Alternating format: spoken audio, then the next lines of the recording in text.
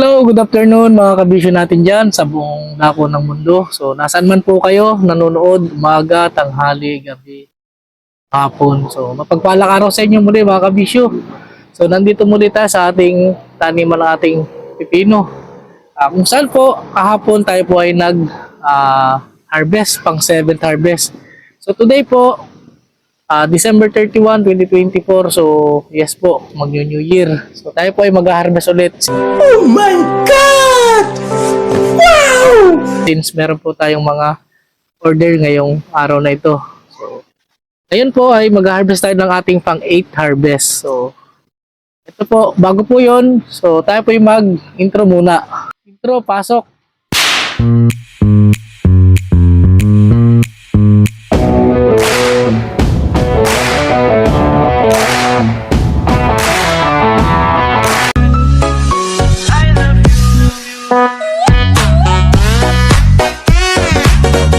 So, sa mga hindi pa pala naka-subscribe sa aking channel o sa aking studio, so please subscribe po.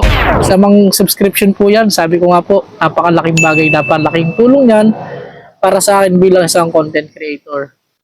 Tara po, sisimulan po natin yung ating 8th harvest today, ngayong araw na ito.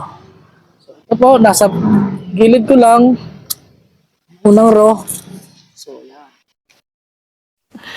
Sana all. Talaga naman pong sulit ang ating tanim. So, kahit po kaka-harvest lang natin kahapon. So ngayon po meron na naman tayong magagandang harvest. Gulat ka, no? So dahil po sa variety rin ng ating siguro ating tanim. Napakagandang klase po. Malalaki talaga ang bunga. Sabi nga po ay sulit. Ito po, kaka-harvest lang natin kahapon pero ngayon harvest ulit tayo. May order po tayo may order po sa atin eh. Gamitin mo siguro nila ngayong New Year. Tama-tama po 'yan. Pang pang snack, pampulutan sa iba. Yan, ang lalaki na po ng iba nating mga harvest. Iba po ay mga nakasayad pa sa lupa. Natin yung mga dapat mang kunin. Kahit maliit. So mamaya po kasi after nitong pag-harvest, so mag-apply din tayo ng ating fertilizer. So magpe-fertilizer po tayo mamaya after ng ating harvest. So dredge po tayo ng granule fertilizer. So lalagyan po natin yung mga paligid niya. Ito po kasi yung gusto ng mga customer natin. Yung medyo malilit lang daw po. Bigyan natin sila ng tamtaman lang naman. Kunin ko na yung lalagyan. Hindi ko mabubuhat. Masyado pong marami.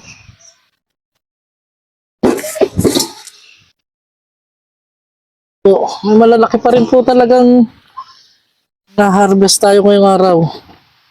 Hindi talaga mapipili na sabi na yung maliliit lang na size. So, para po dito sa row ito po yung ating nakolekta. Yan, dito pa lang po yan sa second and first row.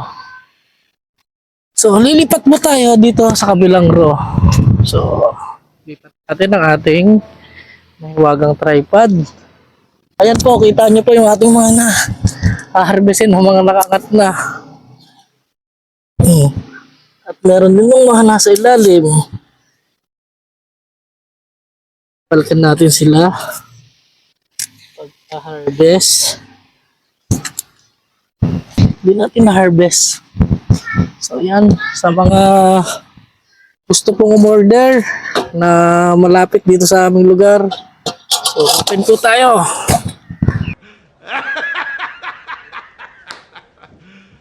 You serious? Sa order ninyo. Gusto nyo rin pong bumisit para po kayo po mismo yung mag-harvest. Pwede rin po tayo dyan. Hanggang kayo mag-pipick. Tatlo. Isang cluster siya, tatlo. Sa sobrang bigat niya, bumigay na yung kanyang main tree. Yan, sabit natin. Oh, yan. Meron no kasing cluster-cluster siya. Kumbaga po ay sa prutas ay kumpul-kumpul. Yan. Sobrang bigat niya po. Lumalaglag na siya sa trellis. Hindi na kayang i-hold ng ating trellis sa taas. Ito po mga kabisyo, sa harapan. So parang hindi tayo nag-harvest kahapon na. Ang dami pa rin na. Napakabilis po. Napakabilis po ng ating cucumber talagang harvest. Maganda ko talaga ang nyo, halos everyday o other day talagang ha-harvest po kayo. Sana all. Pagka panalo ang inyong variety nakuha.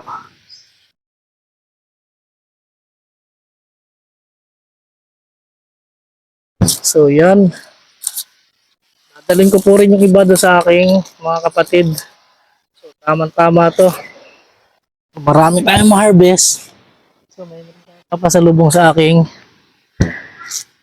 mga kapatid. Kahapon po naka-harvest pala ako ng nasa 8 kilos. So ngayon, iwan ko lang po kung ilang kilo to. Dami. Puno ulit. December 31! Yeah! 8 harvest po natin. Yan, ito po ang 8 harvest. So kahapon po nag-harvest din ako. Para mas mabigat na rin ngayon. Pagod ako Mas mabigat po ito ngayong ating harvest ngayon. Meanwhile, back in the lowlands, Yan mga kabisyo, yung atin pong 8 harvest ng cucumber ngayon. So yan po, 4.2. So ito pa po yung ibang kasamahan. Timbangin po natin kung ilang kilo lahat sila. So yan, yung una po, 4.2 plus 3.8. So 8 kilos. So meron pa pong. So ito po yung pangatlong salang natin. So kung kanina po meron na tayong 8 kilo. Itong mga ito. Ito po plus 2.3. So nasa 10 kilos po yung harvest natin ngayon. Lang mga kabisyo, keep on subscribing sa ating channel. So salamat sa mga nakapanood. Sana po wag kayong magsasawang sumuporta sa amin. Salamat, thank you.